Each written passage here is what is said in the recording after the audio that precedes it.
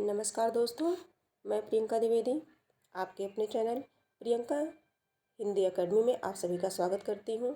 आज हम सभी जानेंगे हिंदी साहित्य का इतिहास। हिंदी साहित्य के इतिहास के कुछ महत्वपूर्ण प्रश्नों पर चर्चा करेंगे। तो पहला प्रश्न है हमारा, हिंदी साहित्य का इतिहास किस भाषा में लिखा गया? हिंदी साहित्य का इतिहास किस भाषा में लिखा गया? तो पहला ऑप्शन है संस्कृत भाषा में, दूसरा जर्मन भाषा में, तीसरा फ्रेंच भाषा में और चौथा अंग्रेजी भाषा में। तो हिंदी साहित्य का इतिहास फ्रेंच भाषा में लिखा गया। तीसरा ऑप्शन इसमें सही होगा, फ्रेंच भाषा में। तीसरा ऑप्शन फ्रेंच भाषा में सही होगा। ठीक है।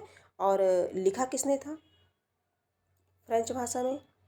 गार्सा दा तासी ने लिखा था। ठीक है। और इसमें कवियों का परिचय अंग्रेजी वर्णमाला के क्रम में लिखा गया था। ये इसमें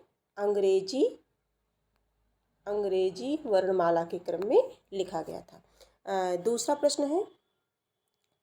दूसरा प्रश्न है अधिकांश साहित्य इतिहासकारों के अनुसार हिंदी के प्रथम कवि हैं। अधिकांश साहित्य इतिहासकारों के अनुसार हिंदी के प्रथम कवि कौन हैं, ये बताना है आपको। पहला कबीरदास हो गए, सूरदास, सरहपाद और विद्यापति। तो ये कबीर और सूरदास ये तो भक्ति काल के कवि हैं, और सरहपाद ये तीसरा ऑप्शन हमारा सही हो जाएगा। कौन है? सरहपाद है।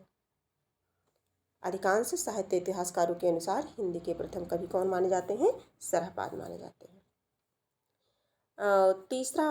तीसरा प्रश्न है हमारा, आदिकालीन हिंदी साहित्य को सिद्ध सामंत काल कहने वाले विद्वान का नाम है।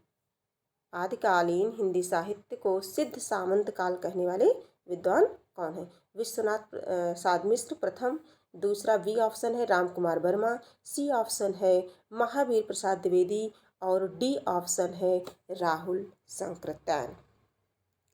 तो इसका ऑप्शन कौन सा सही होगा? डी सही होगा। डी हमारा क्या है? राहुल सांकृत्यायन। ठीक। राहुल सांकृत्यायन ने जो है सिद्ध सामंत काल कहा है। किस काल को? आदिकाल को राहुल सांकृत्यायन ने सिद्ध सामंत काल नाम दिया है। चौथा प्रश्न है हमारा, चौथा है हिंदी साहित्य के इतिहास लेखन की परंपरा का सूत्रपात किसने किया? हिंदी साहित्य जो हमारा लिखा गया, इसकी परंपरा का सूत्रपात किसने किया? तो किसने किया था? पहला ऑप्शन है जॉर्ज ग्रियर्सन, गार्सा दा तासी, रामचंद्र शुक्ल और मिश्र बंधु। चौथा ऑप्शन है मिश्र बंधु। तो इसमें कौन सा सही होगा? हिंदी साहित्य के इतिहास लेखन की परंपरा का सूत्रपात किसने किया? तो किसने किया था? गार्सा दा तासी ने। गार्सा दा तासी ने। ऑप्शन हमारा कौन सा सही होगा? बी ऑप्शन, गार्सा दा तासी, ये सही हो जाएगा हमारा। ठीक। और किस भाषा में इन्होंने किया था? तो फ्रेंच भाषा में। ठीक। गार्सा दा तासी ने फ्रेंच भाषा में किया था।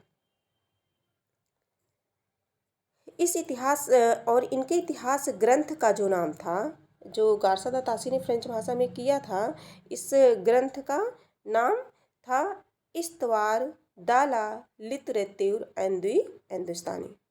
इस्तवार दाला लिटरेतुर एंदी हिंदुस्तानी। ठीक।